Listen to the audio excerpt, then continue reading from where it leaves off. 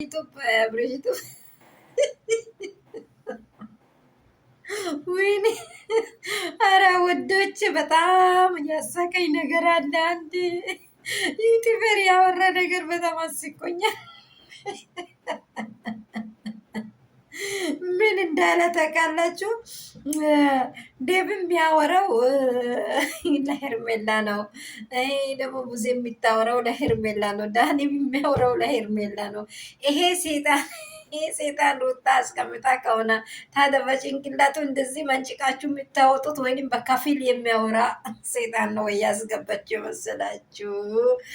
እያለ በጣም የሚያስቅ ነገር ሲያወራ እንደ አብርሽ ዩቱብ ብላችሁ ገብታችሁ ይዩት። በጣም የሚያስቅ ነገር ነው ያወራው ልጁ። በጣም እንዲህ ያሉ በጣም ኮሜዲ የሆኑ ሰዎች አሉ ማለት ነው። እንደምን ዴቭ ዳኒ ሄርሜላ ተመካክሮ የመጡት ነገር መሀል ላይ ፉሽኮና አይታችኋል። ፉሽኮና። ስለዚህ ፉሽክ ሲሆን ምንድን ነው የሆነው ነገሩ? ተገለባበጣ። ሀረሜላ ምንድን ነው የምትለው? አንድ ጸበል ወስዳለሁ ባለች፣ አንድ ደግሞ መዝናኛ አለች። ተገለባበጠች። ከዛ እነ ኤፍሬም እየመጡ ስለሆነ ላይ እንዲህ እኔ አሁን የት ሀገር ሆኜ ለእናንተ ቪዲዮ እየቀረጽኩ ከሆነ በምን ታውቃላችሁ? እኔ ሀገሩን ካልገለጽኩኝ በምን ታውቃላችሁ? እስቲ ንገሩኝ። እሷ እዛን ሳላ ወዲንሱ ለማንም አብርሽ እኔ ጋር አለ፣ አትጨነቁ፣ እንደዚህ ያለ ቦታ ነው ያለሁት፣ እንደዚህ ያለ ስፍራ ነው ያለሁት ብላ ታርጌት የሆነውን የተጠየቀችውን ነገር አልመለሰችውም። ይሄ ደግሞ ዴቭ ደግሞ ወንድሜ አሁን የምነግርህ ነገር አሁን እንደዚህ እነርሱ ከች ስለምሉ ፍጹም ከእውነት የራቃ ውሸት። ከእውነት አንድ ውሸት እኮ የሆነ ደበስ አድርጋችሁ የምትዋሹት ነገር አለ። ይህ ከእውነት የራቀ ውሸት።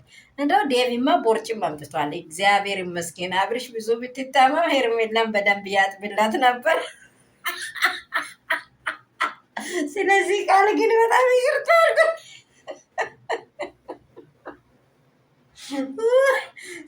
ሰላም ቤተሰብ እንደምን አላችሁ? ሁሉ ሰላም እንደ መልካም ነው።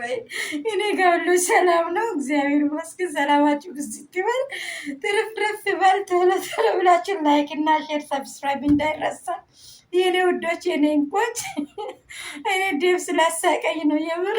በደንብ እንጠራት ነበረ። ቦርጫም ትቷል። በደንብ ይሁት እስቲ።